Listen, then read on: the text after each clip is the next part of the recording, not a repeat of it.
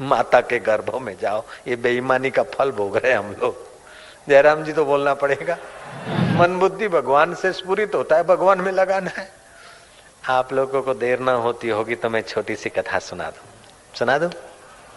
बोल दो नारायण नारायण। सिंधुवर की माई अपने पति को विदा दिया। 2 महीना पति रहा, बाद में पति परदेश गया। पति तो परदेश गया, फिर आया पति, तो पति ने देखा कि बच्चा हुआ है 2-2.5 साल का। फिर पति गया परदेश, फिर 2.5 साल के बाद आया। अब बच्चा 5 साल का होने वाला था, हो गया होगा। पति आया, उसके 2 दिन पहले ही बच्चे की मृत्यु हो गई थी, जयराम जी की। लेकिन उस सिंधी माई ने क्या करा कि पड़ोस के गहने वहने लाकर खूब लदे धदे गहने पहन के पति को वेलकम करा। पति घर आया, बोलता है मुन्ना कहाँ है? वो पैसू के डायो पंहिंजो पुट पैसू के वो अचे तो आप खाओ पियो। स्नान विनान करवाया, भोजन करवाया। फिर पैर चंपी करने लगी दोपहर को, तो छनन छनन आवाज।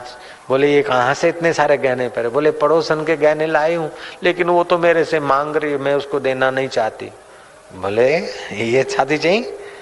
किसी के गहने उधार लाई और वो मांग रही तो देना नहीं चाहती, इज्जत गंवाएगी। जा पहले गहने दिया। किसी की उधारी चीज, किसी की दी हुई चीज और अपनी मान रही है। कोई टिकाने का तक अंटर थी, अकुल तो कौन खराब थी होती। वन पेरी उन गई, जा पहले उसको दे आ। वो माई चतुर थी, दे आई गहने। बोले मैं तो दे आई, मेरे को तो देने की इच्छा नहीं होती थी। बोले पराई अमानत, वो जब मांगे दे देना चाहिए। बोले अच्छा जो आपके आ गया। अच्छा अपना बेटा कहाँ गया? बोले वो भी ऐसे ही था, भगवान ने अमानत दी थी और ले ली। बोले है तू क्या बोल रही बेटा? बोले 2 दिन पहले जरा उसको ऐसे तकलीफ हो गई थी और वो चला गया। तो आप मेरे को गहने देने में बोलते पराई अमानत है मत रोक, तो ये भी भगवान की अमानत थी, भगवान ने ले ली, इसलिए आप दुख मत कीजिएगा। पुराणों में शास्त्रों में कहा है कि जो मृतक आदमी के लिए दुख करता है, आंसू बहाता है, तो वो विवश होकर उनकी इच्छा न होते हुए भी कफ और आंसू उनको पीने पड़ते हैं। तो बेटे की स्मृति करिए कि आप आत्मा है, शरीर तो नश्वर है। तुमने कई माता पिताओं के गर्भ में यात्रा की होगी। अब बेटा तू यात्रा उसी की करना जो तेरा है, ऐसी याद करके उसको दुआ कर दो। नारायण नारायण।